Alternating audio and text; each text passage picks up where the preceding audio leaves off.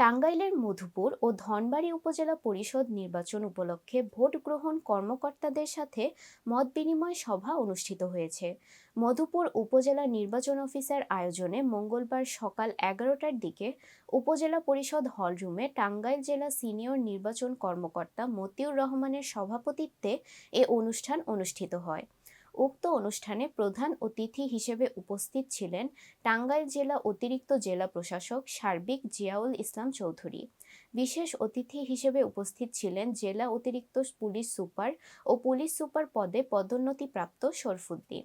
এ সময় উপস্থিত ছিলেন উপজেলা নির্বাহী অফিসার জুবায়ের হোসেন, ধনবাড়ী উপজেলা নির্বাহী অফিসার মোস্তাফিজুর রহমান, মধুপুর উপজেলা সহকারী কমিশনার জাকির হোসেন, মধুপুর থানা অফিসার ইনচার্জ মোল্লা আজিজুর রহমান, ধনবাড়ী থানা অফিসার ইনচার্জ হাবিবুর রহমান, মধুপুর উপজেলা নির্বাচন কর্মকর্তা ও সহকারী রিটার্নিং কর্মকর্তা ফারহানা শিরিন, ধনবাড়ী উপজেলা নির্বাচন কর্মকর্তা ও সহকারী রিটার্নিং কর্মকর্তা মণি শঙ্কর রায় প্রমুখ।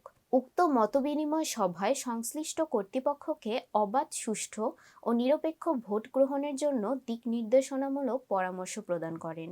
অনুষ্ঠানটি সঞ্চালনা করেন উপজেলা শিক্ষা একাডেমি অফিসার মহিউদ্দিন আলমগীর।